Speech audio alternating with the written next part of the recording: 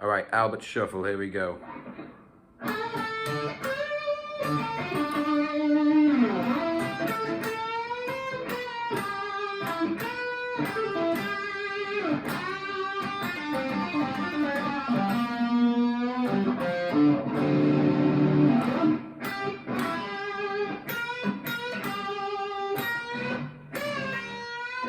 That's as far as I'm going to show you, right? So this is basically, it's one long improvisation, which is amazing.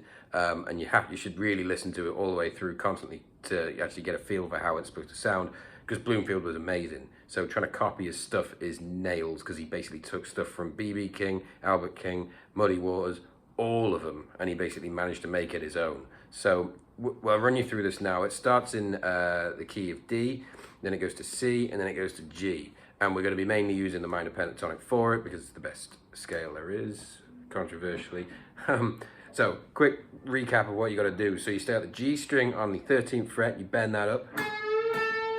Then you play the B and the E string on the 10th fret like that. And then the first bend you're going to do is the 13th fret here.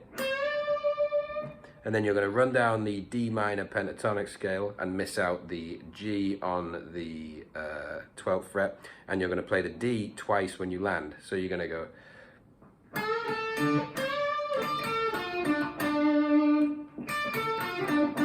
And the faster you play that, the more authentic it sounds, because obviously Bloomfield was amazing.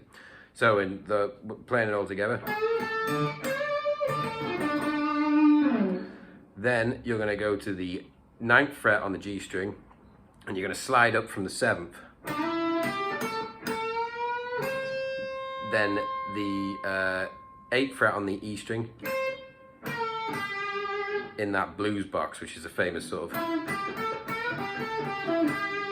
So it's basically on the 8th fret on the B string, the 10th fret on the B string, and the G on the 9th, right? And you have to do the vibrato, which will allow you to sort of get that type of singing tone to it.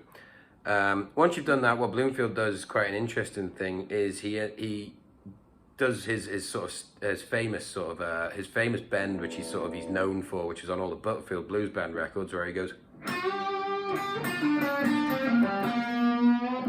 And the quicker you play that and the more of a hammer-on you do on that note, the more authentic it'll sound. So you can go. So once you've done that part, then you go to the last bit of this video, which is the, again, back in that blues box of the B.B. King thing. And you're in G, of course, because it's the last note. Because remember, it went from G, it started in D, C, and then to G. And the last note is basically.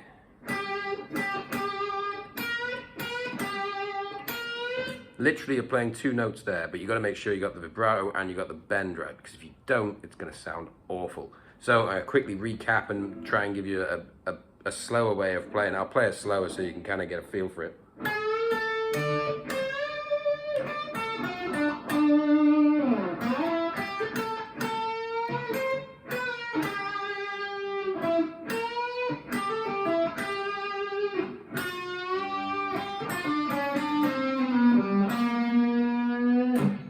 And then the final bit.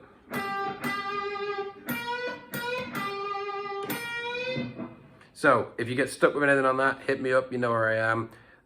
Listen to Mike Bloomfield and be safe. Safer than I am, because obviously I have the vid. Anyway, peace out. See you soon.